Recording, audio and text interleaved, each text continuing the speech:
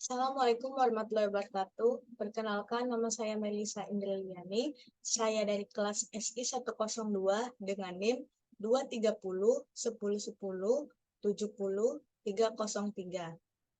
dengan dosen pembimbing Ibu Murdaningsih. Di sini saya mendapatkan materi tentang Sistem Informasi Manajemen atau SIM.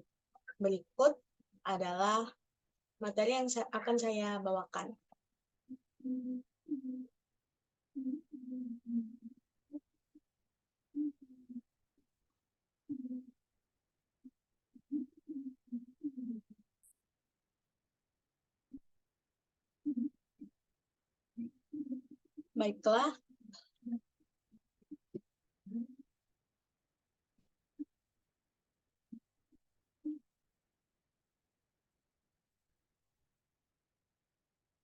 Baiklah, di sini saya mengambil tema transformasi informasi untuk keputusan yang lebih baik. Apa sih yang dimaksud dengan sistem informasi manajemen? Di sini saya akan menjelaskan apa sih itu sistem informasi manajemen. Sistem informasi manajemen atau bisa disingkat SIM adalah suatu sistem yang dirancang untuk membantu organisasi atau perusahaan dalam mengelola, menyimpan, mengambil, dan memproses informasi yang terkait dengan berbagai kegiatan material. Tujuan utama dari sistem informasi manajemen adalah menyediakan informasi yang relevan, akurat, dan tepat waktu kepada para pemimpin dan manajer. Organisasi ini mendukung proses pengambilan keputusan yang efektif. Selanjutnya, sistem informasi menyediakan dasar bagi pengambilan keputusan. Manajer perlu memiliki akses ke informasi yang akurat dan relevan untuk membuat keputusan yang lebih baik tentunya dan strategis. Untuk merencanakan dengan baik, manajemen membutuhkan informasi tentang tren pasar, kondisi ekonomi, dan faktor-faktor internal organisasi. Informasi ini membantu dalam merumuskan rencana yang lebih efektif. Informasi memberikan alat bagi manajer untuk menganalisis masalah apa sih dan menemukan solusi yang tepat untuk menyelesaikan masalah tersebut. Tanpa informasi yang memadai, manajer mungkin kesulitan mengidentifikasi akar dari penyebab masalah tersebut. Selanjutnya, apa sih peran sistem informasi dalam operasi bisnis? Yang pertama adalah pengumpulan dan penyimpanan data. SIM membantu dalam pengumpulan dan penyimpanan data dari berbagai sumber, termasuk internal maupun eksternal di perusahaan. Ini mencakup data operasional sehari-hari, data pelanggan, dan informasi lainnya yang relevan untuk kegiatan bisnis. Selanjutnya ada integrasi data. SIM mengintegrasikan data dari berbagai departemen dan fungsi dalam organisasi. Dengan demikian, manajer dapat melihat gambaran keseluruhan operasi bisnis dan membuat keputusan yang lebih terinformasi. Selanjutnya adalah keamanan dan pengelolaan risiko. SIM menyediakan kontrol keamanan yang diperlukan untuk melindungi data bisnis yang sensitif atau yang bersifat pribadi atau private. Selain itu, sistem ini juga membantu dalam mengidentifikasi dan mengolah risiko bisnis melalui pemantauan dan analisis data tentunya. Yang selanjutnya, pengambilan keputusan. Salah satu peran utama SIM adalah menyediakan informasi yang relevan dan akurat kepada manajer untuk mendukung pengambilan keputusan yang baik. Dengan memberikan akses ke laporan, analisis, dan dashboard. SIM memungkinkan manajer membuat keputusan yang lebih tepat waktu dan berbasis data, dan tentunya akurat. Selanjutnya, perencanaan dan strategi bisnis. SIM membantu dalam perencanaan dan perumusan strategi bisnis dengan menyediakan informasi tentang tren pasar, kinerja keuangan, dan faktor-faktor lain yang mempengaruhi lingkungan bisnis. Ini memungkinkan organisasi merencanakan langkah-langkah yang lebih efektif dan beradaptasi dengan perubahan pasar. Karena tren pasar itu bisa berubah-ubah dalam jangka waktu mungkin 1 tahun atau bahkan sekitar setengah bulan itu tren pasar sudah berubah. Selanjutnya ada pengembangan strategi bisnis. SIM memberikan data dan analisis yang dapat membantu dalam pengembangan strategi bisnis. Manajemen dapat menggunakan informasi ini untuk mengidentifikasi peluang-peluang yang baru, mengatasi tantangan, dan mengembangkan rencana jangka panjang. Yang selanjutnya, bagaimana sih cara SIM meningkatkan efisiensi dan efektivitas? Ini adalah solusi-solusinya ya teman-teman. Yang pertama, SIM menyediakan alat analisis yang membantu manajer dalam pengambilan keputusan dengan menyajikan data dalam bentuk laporan dan analisis yang mudah dimengerti. SIM membantu manajer untuk memahami situasi dengan lebih baik.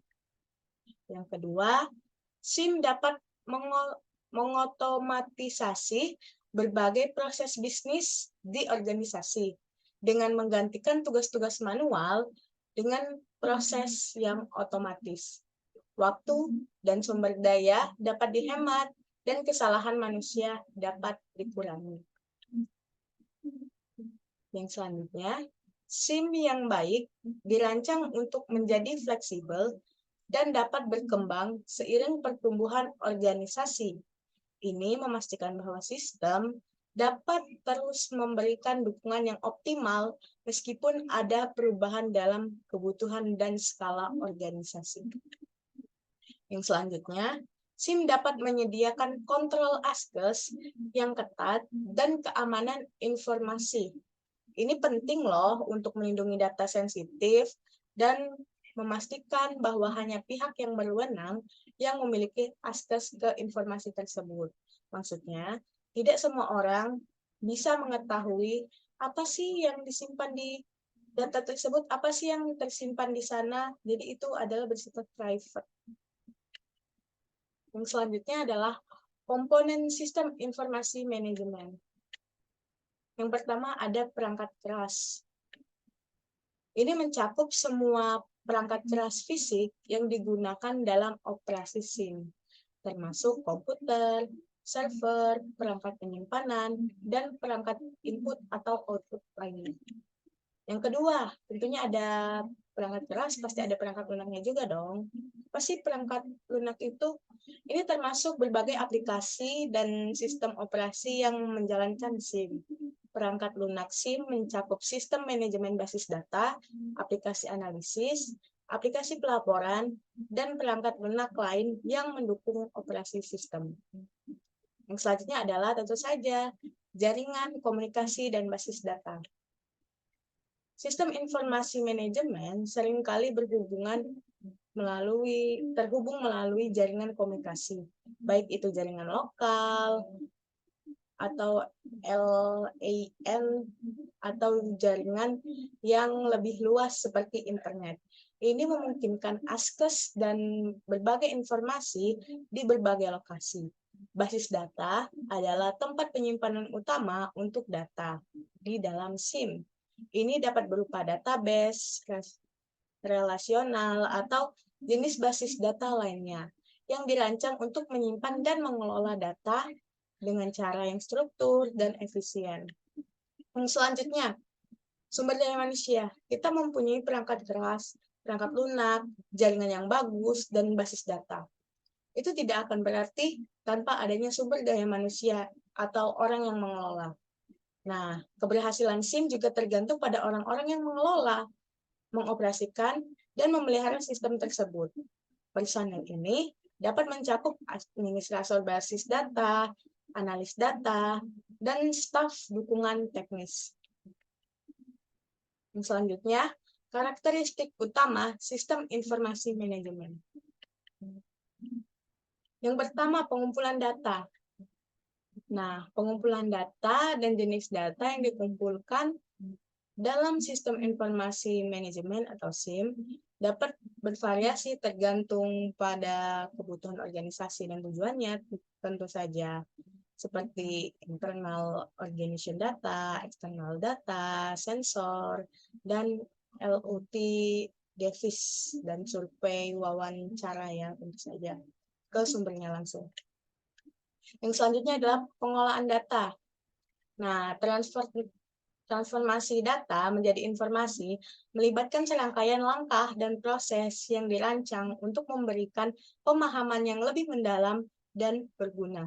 Tentu saja, seperti pengumpulan data, analisis data, pembersihan data, integrasi data, transformasi data, visualisasi data, interpretasi data, reporting, pengambilan keputusan, dan umpan balik atau perbaikan.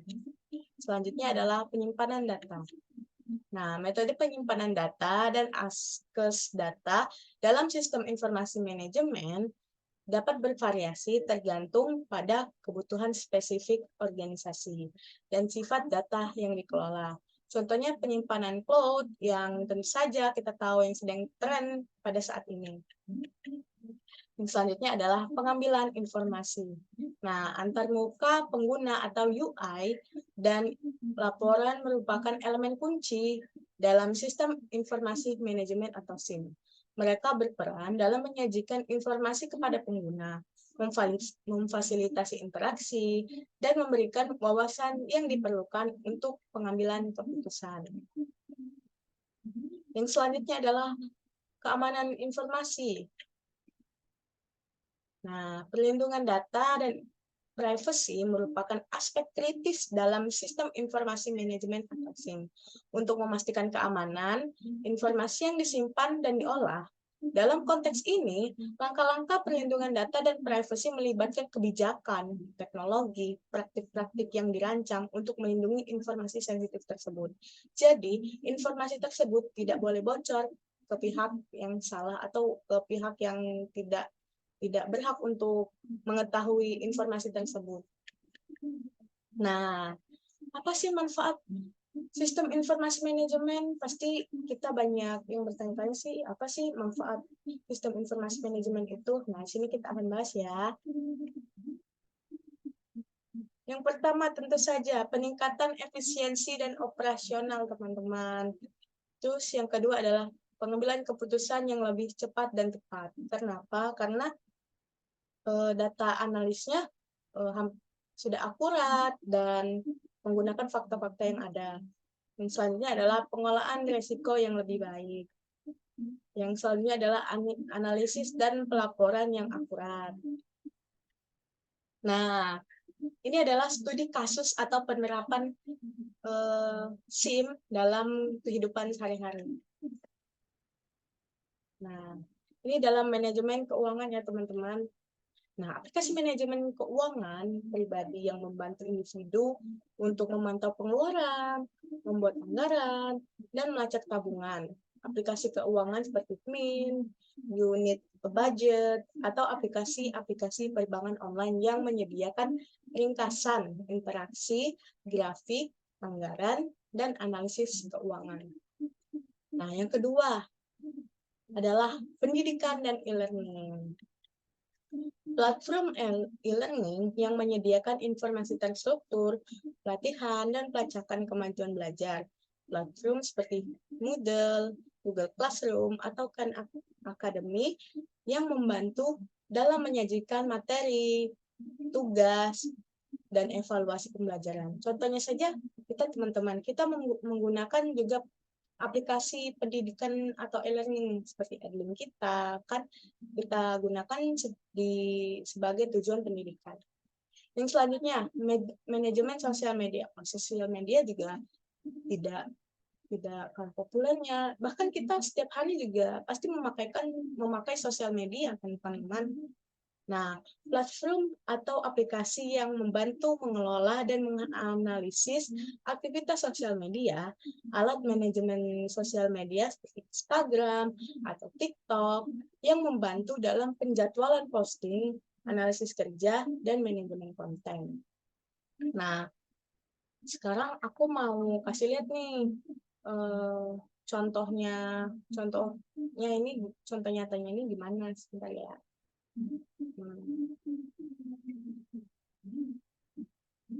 Aku aku bakal ngasih contoh yang media sosial tadi ya teman-teman.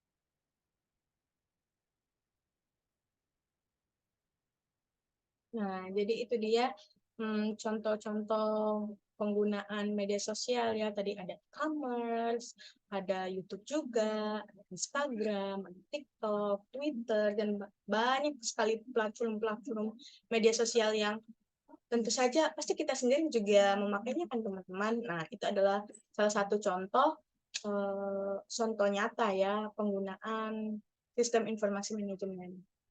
Kembali ke materi kita.